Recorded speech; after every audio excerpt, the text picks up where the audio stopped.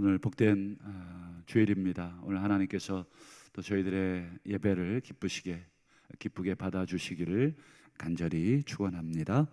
오늘 함께 보신 본문으로 모이라는 하나님의 명령을 어기지 말라라는 제목으로 말씀의 은혜를 잠시 나누고 또 기도하도록 하겠습니다. 이제 히브리서는 이제 가장 중요한 핵심이라고 할 수 있는 8장, 9장, 10장을 마무리하고 있습니다. 8장, 9장, 10장을 한 단어로 요약해봐라 한다면 새 언약의 성취 또는 새 언약의 제사, 예수 그리스도의 십자가는 이 하나님께서 약속하신 새로운 약속에 대한 성취, 그리고 그 약속을, 그 유언을 이루기 위해 하나님 자신께서 직접 죽으심으로써 그 유언이 이제 효과를 발휘하게 되는 그러한 새 언약의 제사다. 8장, 9장, 10장을 마무리하면서 이제 이 저자는 마지막 몇 가지 권면, 그리고 오늘 본문은 경고에 가까운 권면을 하고 있습니다.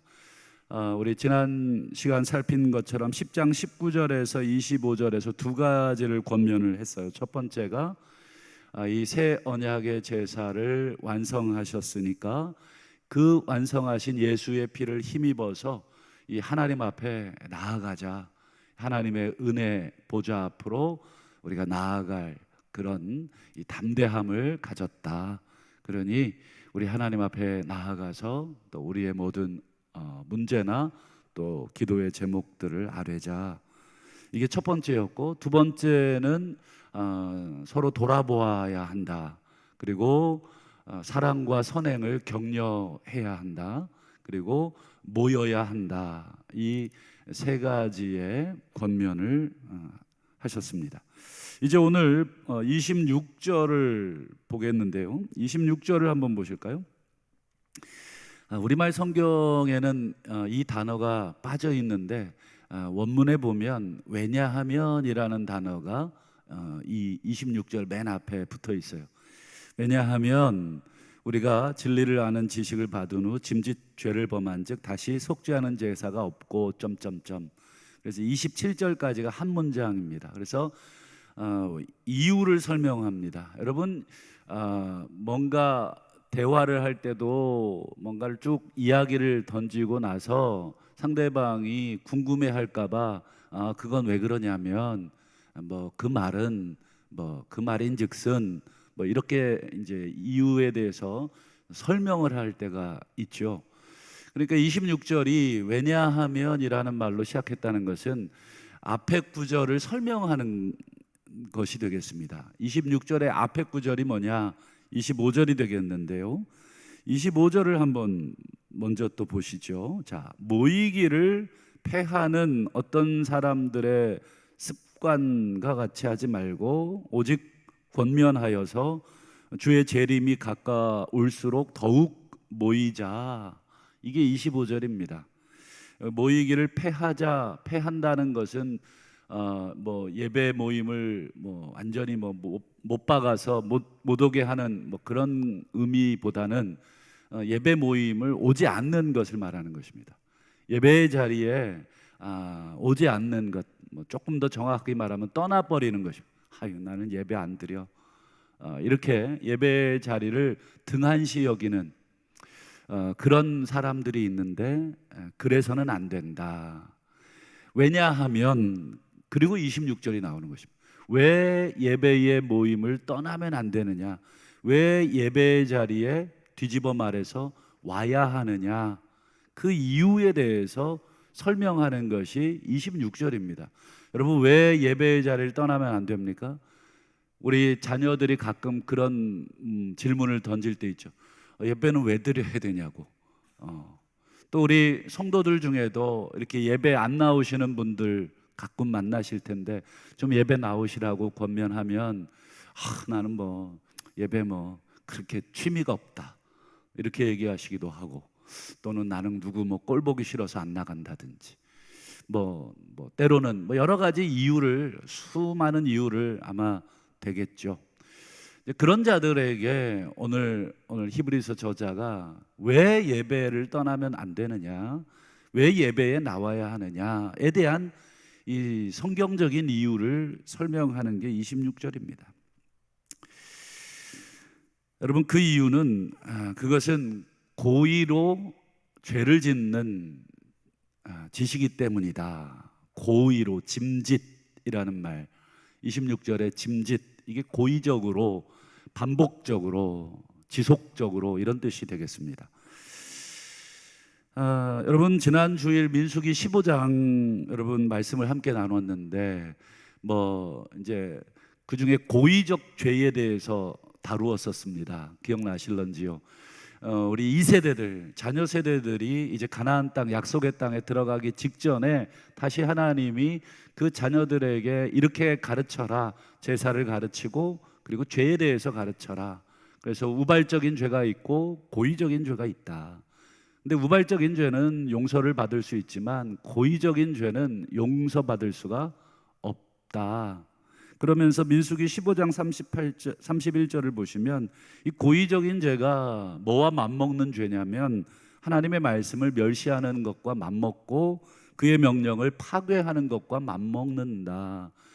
이 죄를 짓는다는 것은 당연히 하나님의 말씀을 어긴다는 것이기에 하나님의 말씀을 멸시하고 파괴하는 행위와 같다.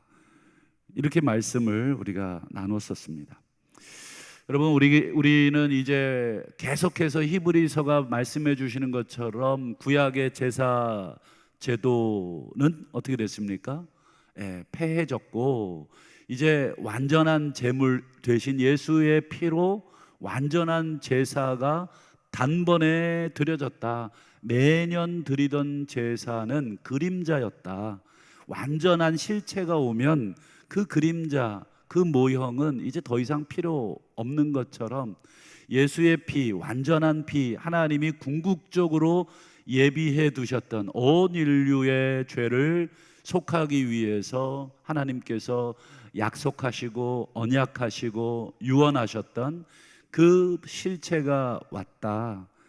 그리고 우리는 그 예수의 피를 받아들임으로써, 믿음으로써 그 완전한 구원의 진리의 지식을 받았다라는 것은 믿었다, 이런 뜻이 되겠죠.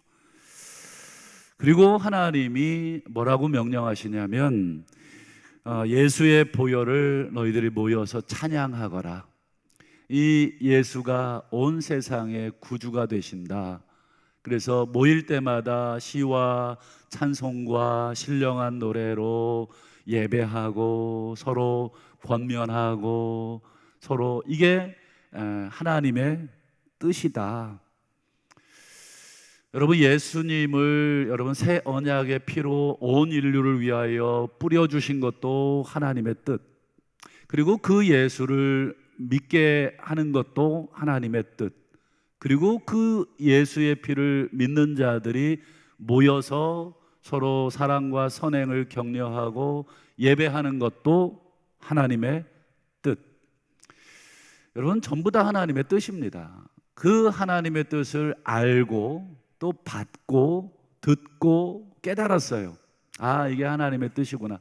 모르면 몰랐을까? 이미 알아버렸습니다. 그럼에도 불구하고 짐짓, 고의적으로 그 하나님의 뜻과 명령에 반하는, 반대되는 그런 행동을 하는 자의 죄는 더 이상 속죄할 죄가 없다. 속죄할 제사가 없다. 그게 바로 26절인데요. 26절을 다시 한번 띄워주시죠. 제가 조금 이 번역을 원문을 살려서 조금 번역을 해봤습니다. 여러분, 진리의 지식을 받은 26절이 원래는 어떻게 시작이 됐던가요? 우리가 진리를 아는 지식을 받은 후, 이렇게 시작이 됐잖아요.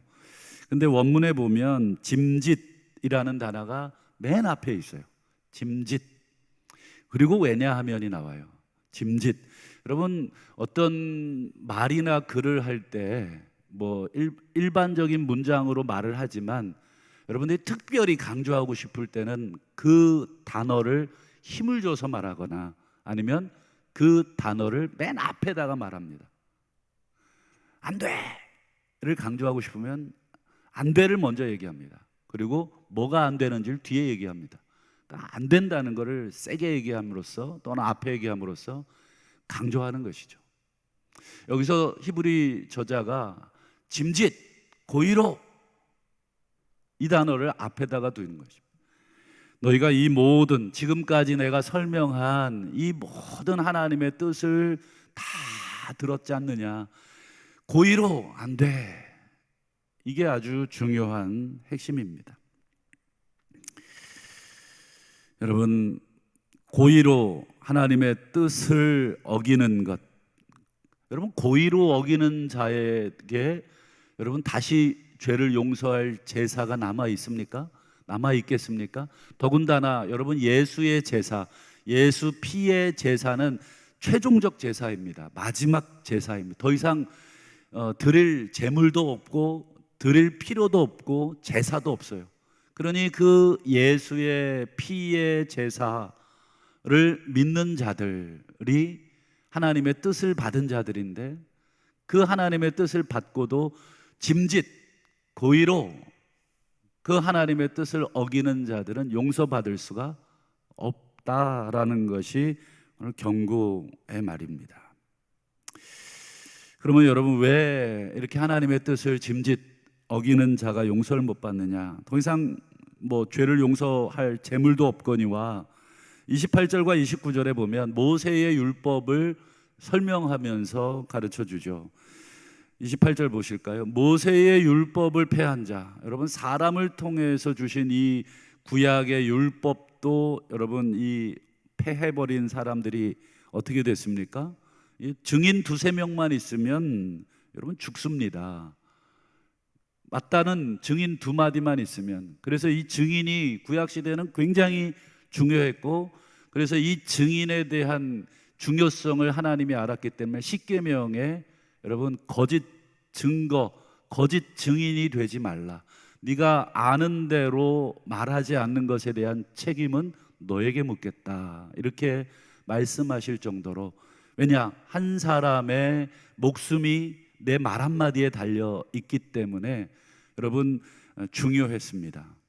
자, 모세의 법도 율법도 여러분 두세 사람의 말로 죽을 수 있는 그런 법이었다면 29절 보세요. 하물며 앞에 것보다 훨씬 더 강한 모세의 법보다 훨씬 더 강한 하나님의 아들 그 다음에요 자기를 거룩하게 하신 그 보혈 언약의 보혈 그리고 은혜의 성령 여기 보면 성삼위 하나님이 다 나오죠. 하나님, 아들, 성령 여러분 삼위일체 하나님이 계획하신 모든 인류의 구원의 이 계획을 여러분 거부하는 것은 어떻게 되겠는가? 여러분 두세 증인이니까 성부, 성자, 성령 세 분이 증인이십니다. 그러니 이미 충분한 조건을 갖춘 것이 되겠죠. 그런 자가 받을 형벌은 얼마나 더 무겁겠는가 생각해 봐라. 감당할 수가 없다. 그러면서 30절에 하나님이 어떤 분인지를 설명합니다. 원수 갚는 것이 내게 있으니 내가 갚으리라 말씀하셨다. 이거 하나님의 말씀이다. 구약의 여러분 이 신명기 말씀이고요. 또다시 주께서 그의 백성을 심판하리라 말씀하셨다. 이건 정확한 워딩은 이사야 26장 11절쯤 되는 것으로 보여지는데 어쨌든 신명기와 이사야 두 개의 말씀을 인용하면서 하나님이 원수를 갚으시는 분이시고 하나님이 자기 백성도 심판하시는 분이시다. 그러면서 31절에 보면 무섭습니다. 우리말 성경은 맨 뒤에 나와 있는데 원문에 보면 이 무섭다는 단어를 저자는 의도적으로 맨 앞에 쓰고 있습니다. 무섭다.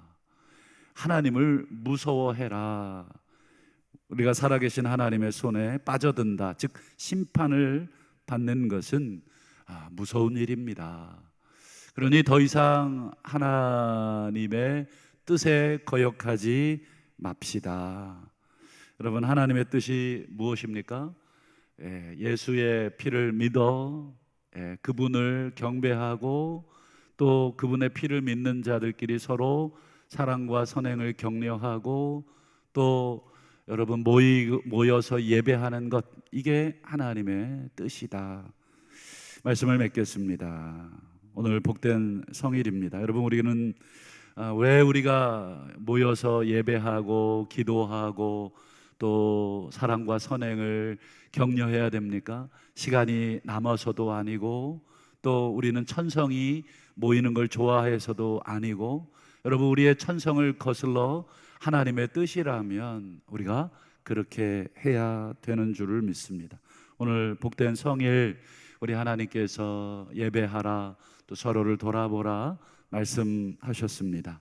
특별히 혹시 나의 취미 생활이나 여가 생활 또는 다른 모임들이 우리 예배의 모임, 성도들의 모임보다 앞서 있는 것은, 그것은 하나님보다 앞서는 것이 되겠고, 하나님의 뜻을 나도 모르게 혹은 알고 있다면 짐짓 어기는 그러한 죄가 된다는 것을 기억하고, 우리 주님 다시 오실 그날까지 우리가 다시 한번 서로 이 구원의 은혜, 어린 양 예수 그리스도의 보혈의 공로를 우리가 찬양하고 기도하고 또 예배하고 또 서로 격려하시는 그런 아름다운 우리 성도님들 다 되실 수 있기를 주님의 이름으로 부탁합니다. 기도하겠습니다.